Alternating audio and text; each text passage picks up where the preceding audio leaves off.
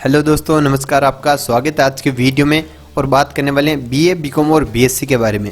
जी दोस्तों, इसमें से हम बात करने वाले कि आपके किस सब्जेक्ट में कितने नंबर होने चाहिए या कॉलेज की तरफ से कब आपको बैक दी जाती है। आप इनमें से किसी एक के भी स्टूडेंट हो, चाहे बीए को हो, बीकॉम को हो, चाहे बीएससी को हो, तो इस वीडियो को आप आखिरी तक जरूर देखिएगा। आपको सारी जानकारी अच्छे से मिल जाएगी। ये वीडियो देखने के बाद आप दूसरे स्टूडेंट को भी बता पाओगे कि आपके सब्जेक्ट में कब बैक लगेगी। या दोस्तों, कई बार क्या होता है कि स्टूडेंट बीए तो ले लेता लेकिन फर्स्ट ईयर में उनको नहीं पता होता कि उसके किस सब्जेक्ट में कितने नंबर आने चाहिए, तब कॉलेज की तरफ से बैक दी जाएगी या कॉलेज की तरफ से फेल किया जाएगा। क्या दोस्तों, इसके हिसाब से आप स्टडी भी कर सकते हो। अगर आप किसी सब्जेक्ट में कमजोर है तो उसको कितना टाइम देना है और किस सब्जेक्ट को कितना नहीं पढ़ना है, यानी कि नंबर के हिसाब से भी एक अनुमान लगाया जा सकता है कि कॉलेज हमें कब बैक देता है।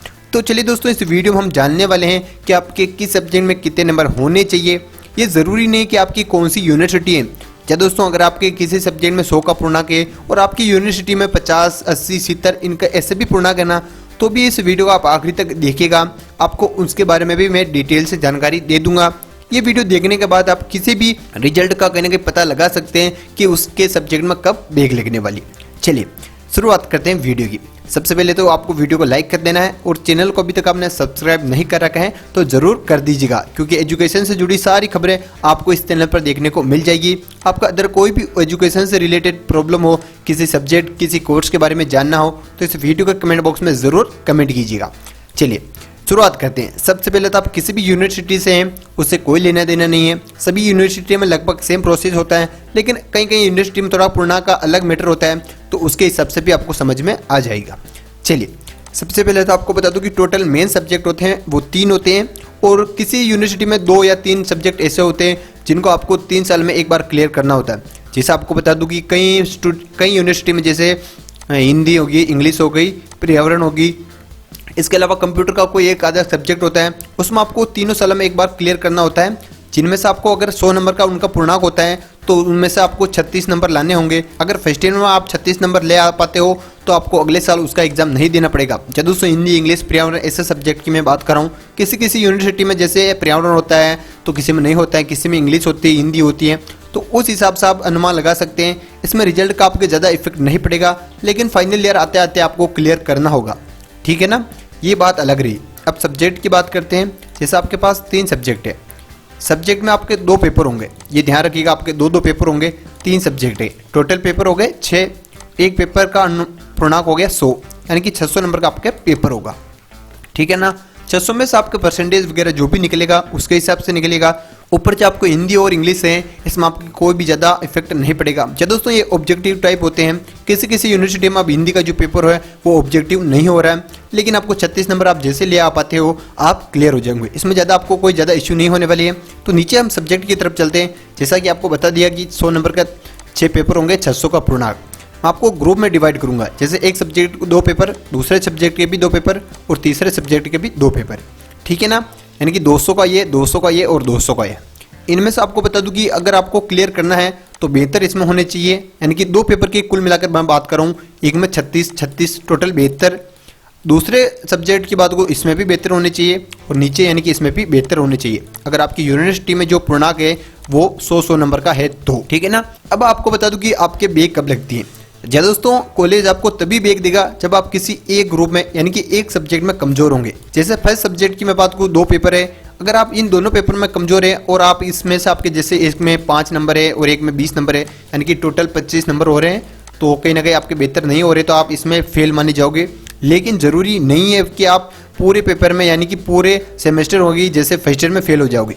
इसमें से आपको अगर 2 ग्रुप में आप अच्छे नंबर ले आ पाते हो, जैसे बेहतर इसमें दोनों में ले आ पाते, कॉलेज तब आपको बैक दे देगा कि आप अगले साल इस कमजोर सब्जेक्ट में फिर से पेपर दे सकते हो। ठीक है ना, जैसे आपको बता दूं कि फर्स्ट पेपर में आपके कम नंबर है तो आपको बैक दे दी जाएगी। अगर आप तीसरे सब्जेक्ट में भी कमजोर है और फर्स्ट में और सेकंड में अच्छे नंबर आ गए तो भी यानी आपके बैक ही लगेगी। ये मैटर नहीं करता कि फर्स्ट, सेकंड, थर्ड होना चाहिए। ठीक है ना, अब फेल कब माने जाओगे? फेल तब माने जाओगे जब आप एक सब्जेक्ट के ज़्यादा सब्जेक्ट में कमजोर होंगे। जैसे इसके दोनों पेपर में आपके कम नंबर है और इस नीचे जो 4 पेपर है इनमें से किसी एक में आपके कम नंबर आ गए, जैसे कि इसमें 25 नंबर हो रहे, अनुमान लगाते हैं, और इसमें बेहतर हो रहे, लेकिन किसी एक सब्जेक्ट में आपके नंबर जैसे 5 या 10 हो गए, यानी कि तीसरे पेपर में भी आप कमजोर हो, तो तब आपको कॉलेज यानी कि बैग नहीं देगा, बल्कि उसमें फेल कर दिया जाएगा।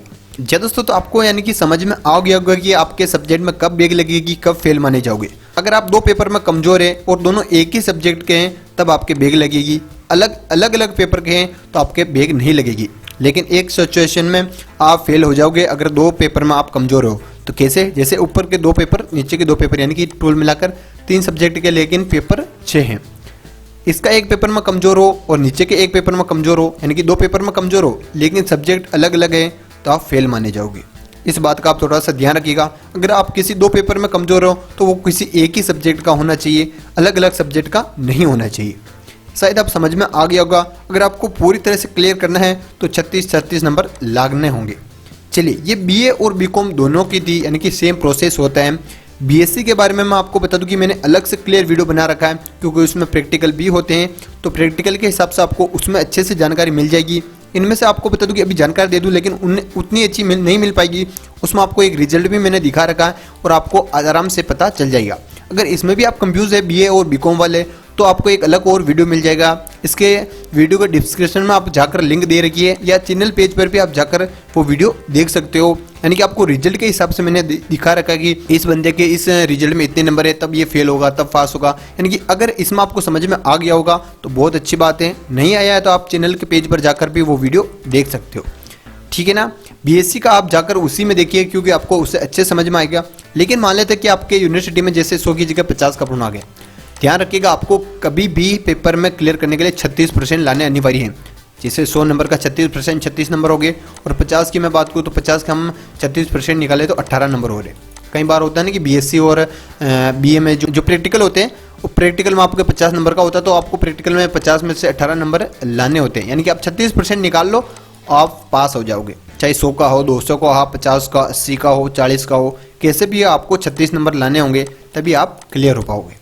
ठीक है ना? वीडियो को पूरा देखने के लिए धन्यवाद। अभी भी आपके कोई भी कंफ्यूजन है तो इस वीडियो के कमेंट बॉक्स में ज़रूर लिख दीजिएगा।